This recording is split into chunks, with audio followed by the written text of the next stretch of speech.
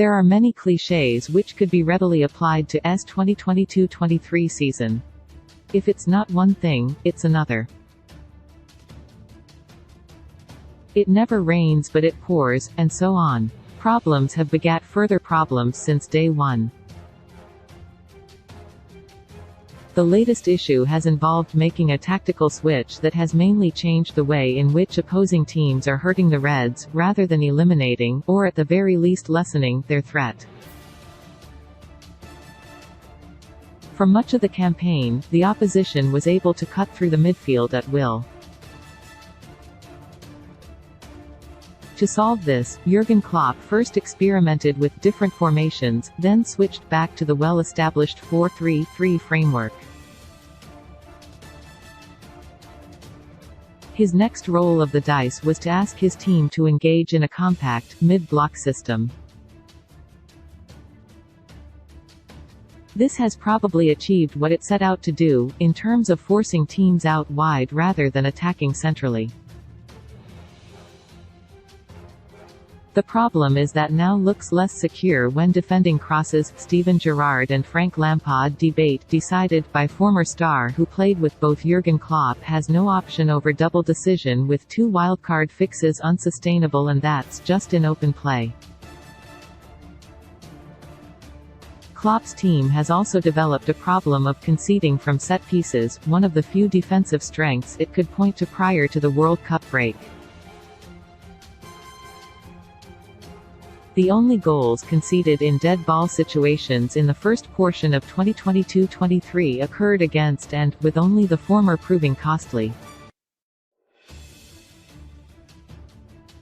Sadly, they have since increased in both volume and price paid. The Reds exited both domestic cups thanks to goals scored from set pieces, and the opener in their loss occurred in this fashion too. They've even started conceding from throw-ins, to which will have tearing his hair out. Yet while the goals have come in a recent burst, data suggests it was only a matter of time. According to, this season has been the worst team in the for the last 2 years when it comes to opposition set-piece expected goals per attempt.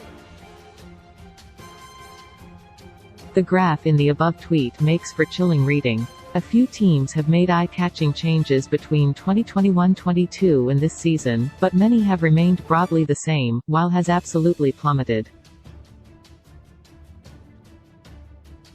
It's even below Everton, for crying out loud, which should make the Merseyside derby fun to watch on Monday. While it's not possible to access the above data on a more granular level, tells the same tale, albeit on a different XG model. Their statistics show the average set-piece shot against was worth 0.11 expected goals last season but has been 0.18 in this campaign, if you arbitrarily define a big chance as anything worth at least 0.35 xg, the Reds have already allowed 2 more this term than they did in the whole of 2021-22. So, what has happened? Random variation has certainly played a part, whether you chalk it up to misfortune or poor defensive reactions, or likely a little of both. 7 of the 8 set-piece big chances last season were directly created, whereas only 5 of 10 have been this time around. In other words, rebounds and ineffective clearances have been favoring the opposition more than they once did.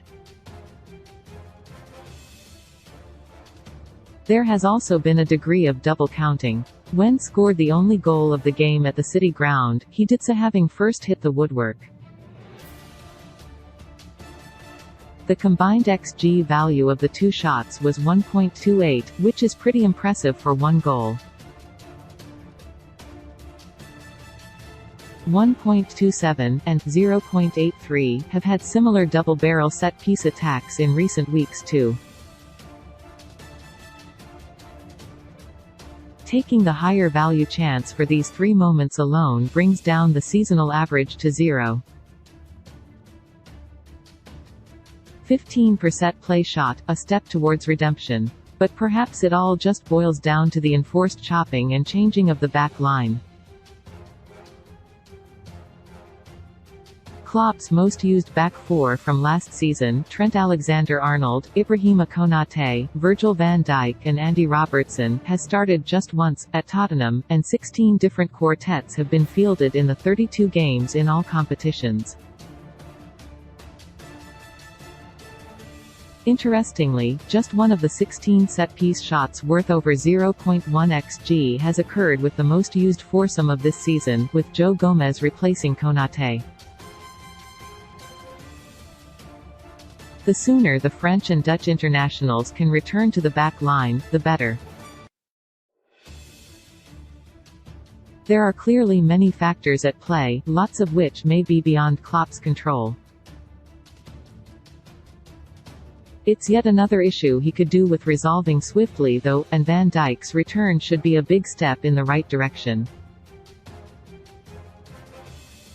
Could steal ideal midfield upgrade as Todd Boehly inches toward $81 million transfer decision can finally unleash $45 million weapon as Diogo Jota return creates new Jurgen Klopp tool.